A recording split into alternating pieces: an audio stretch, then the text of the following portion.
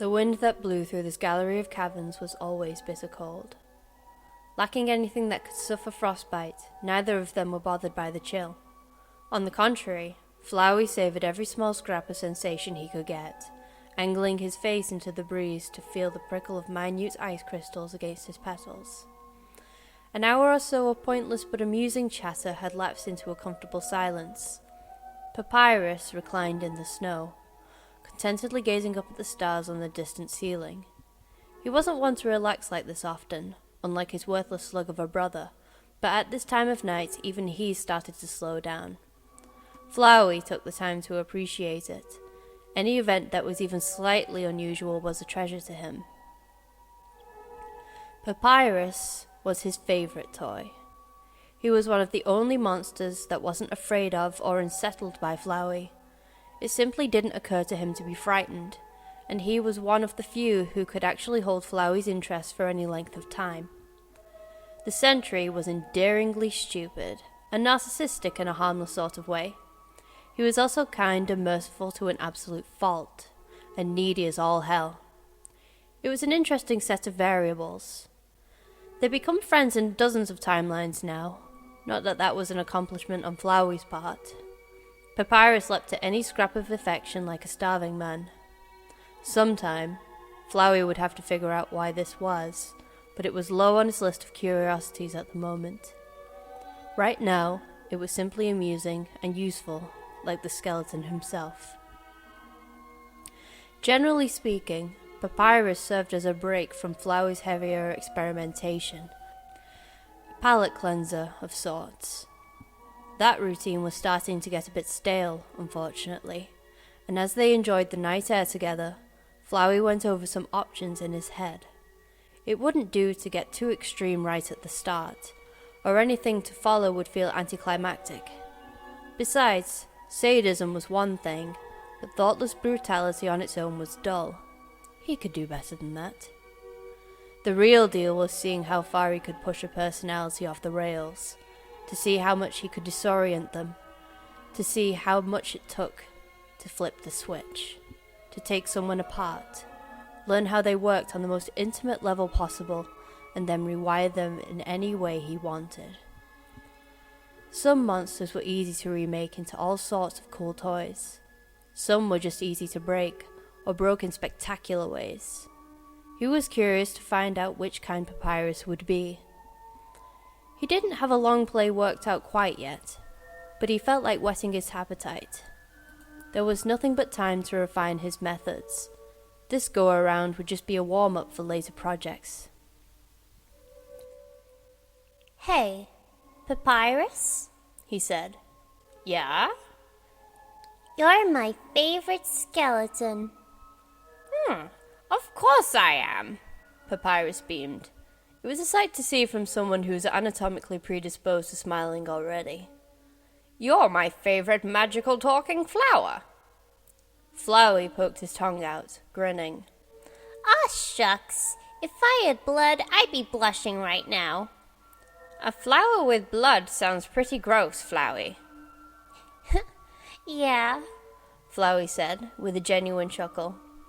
He loved that Papyrus could surprise him like so few other monsters could, even if it was in such small ways. "That would be pretty messed up." They were quiet again for a few minutes. There was no rush. Finally, at what Flowey judged to be the proper moment, he spoke.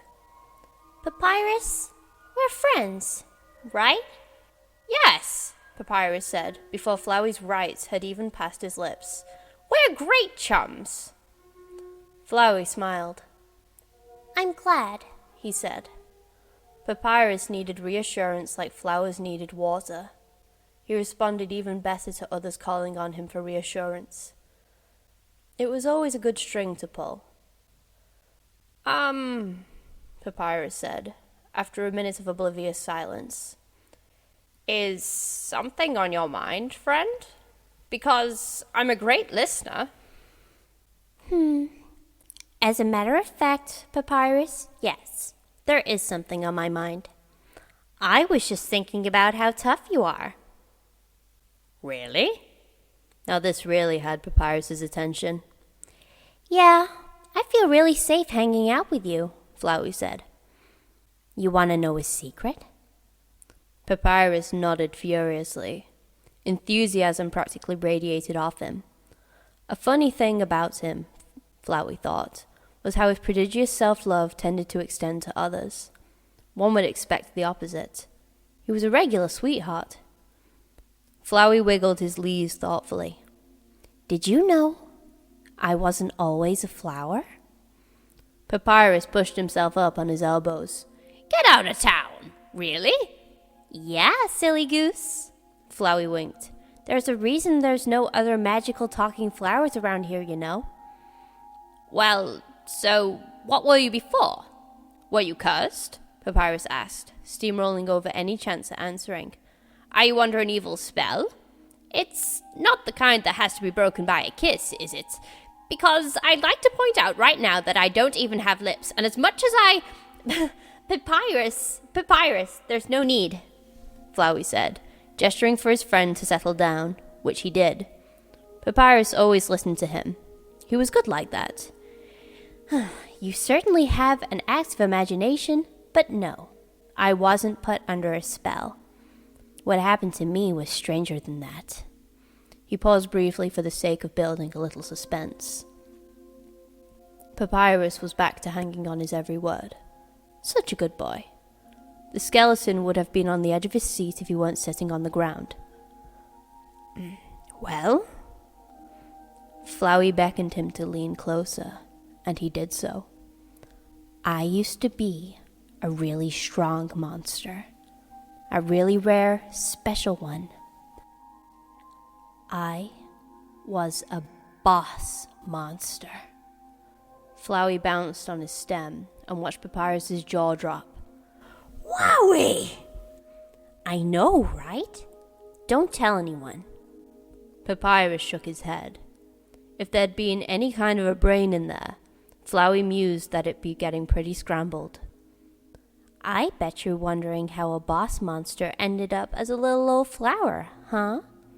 It's a super big secret, so I'll whisper it to you. Papyrus obliged to lean down close enough that Flowey could whisper into the spot where his ear would have been. I died. For a second, Flowey was sure Papyrus would fall over. He shot upright, gasping. Crazy, huh? Flowey said, cutting Papyrus off as the skeleton opened his mouth to speak. I should have disappeared, but instead I got stuck here, in one of the flowers I fell onto when I died. He shrugged his leaves. Don't ask me how. I could see my own dust around me when I woke up. That's awful. Papyrus clutched his cape around himself. He settled back down on his knees, looking down at Flowey with deep pity. Flowey's parents had both given him that same look, once upon a lifetime. It didn't piss him off nearly as much coming from Papyrus. Papyrus hadn't been the one to drop the ball and let him get killed in the first place. Yeah, Flowey said. A bunch of humans came after me when I was just a kid. They beat me to death, he chirped. Oh my God, Papyrus gasped. He covered his mouth with a gloved hand. No. Sad, huh? Flowey drank in the sight of Papyrus shaking in the snow. He enjoyed Papyrus's compassion, even if it was the emotional equivalent of tossing diamonds into a bottomless pit. The pit would accept the tribute gladly. That's the saddest thing, Papyrus said, fighting back tears, I've ever heard. Nah, Flowey winked. The real kicker is that I was strong enough to have easily killed them. I could have wiped that miserable village off the face of the earth. Papyrus started. Sorry, Flowey said, giggling. It's a sore spot. I'm sure you understand. Getting murdered is no fun at all, gosh. I bet not, Papyrus stammered, settling back down. I didn't believe in fighting back then. I was just a kid. A nice kid. Flowey bobbed on his stem cheerfully. You weren't born yet, but I bet if you'd been there with me, you'd have protected me for sure. Papyrus straightened his back. Absolutely. No way would I, the great Papyrus, have let those humans harm you. He frowned, staring down at the snow. How could they have done something so terrible to a child? Flowey leaned forward to catch his friend's gaze. The world is a cruel, cold place, Papyrus. It's kill or be killed out there, you know? I didn't want to believe it, and look where mercy got me. Papyrus had no response for that, but to pull his cape tighter around himself. He had no body heat to warm him, just a self-soothing reflex that accomplished nothing. You always pull your punches, too, Flowey said. I don't know how strong you are for sure. Could you really have saved me? He dropped his placid smile. Could you have killed them? Or would you have made the same mistake I did? Papyrus glanced around at everything but Flowey. At least he had enough awareness to know this much about himself. Merciful to a fault. It was what was holding him back from his goals. He was either ignorant of the realities of the world, or chose to ignore them in favor of how he felt things ought to be. Flowey had never quite been able to decide which it was. Either option was a mark of stupidity. It would be interesting to see how much of that stupidity could be corrected. Flowey's smile slipped back into place. I didn't want to bum you out, Papyrus. I'd like my sad fate to do you some good in the world, you know? I told you my secret because I thought it might help you. Papyrus cocked his head, a habit he'd no doubt picked up from the town full of mangy mutts he lived in. Help me? I don't follow you. Well, silly, I want you to learn a lesson I died to learn.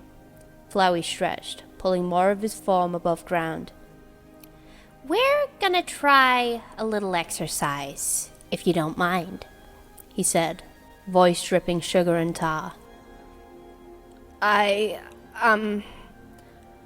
Papyrus backpedaled, an awkward crab walk that had him stumbling over his cape. I think I mind a lot, if it's all the same to you. Flowey ignored his protests. It felt good to get more of himself out in the open. He hadn't indulged in a while. I'm going to attack you, Papyrus, he said. His stem creaked as he flexed some of the stiffness out of it. For real. And I want you to fight me. I want you to fight me for real. I want to see what you can do when you don't pull your punches. While he was talking, Papyrus managed to stumble to his feet. He was trembling. I don't want to fight you, he said. He was tall, but he now had to crane his neck up to meet Flowey's eyes. He took a step back, hands raised in supplication. I know you don't, friend, Flowey said. He pouted. But if you don't, then I'll have to find another way to teach you the lesson. He stretched a few handy roots out of the ground. They swished through the chilly air with satisfying whip cracks, fencing Papyrus inside the small circle that would serve as their arena. Now, I know the great Papyrus wouldn't dream of running away like a coward, would he? That would disappoint me. Papyrus was shaking so badly Flowey could hear him rattling. Please, he said. Please, don't. We're friends, aren't we? Of course we are, you silly goose. You're my favorite after all. Flowey prepared his first attack, his favored ring of bullets coalescing around them. Now, are you ready to fight like your life depends on it? Because guess what? His grin split his face wide, showing teeth. It does. That did the trick, at last. Papyrus dropped unthinkingly into a defensive stance, raising a hand wreathed in the blue will-o'-wisp flame of his magic. Good boy, Flowey crowed. And then he lunged.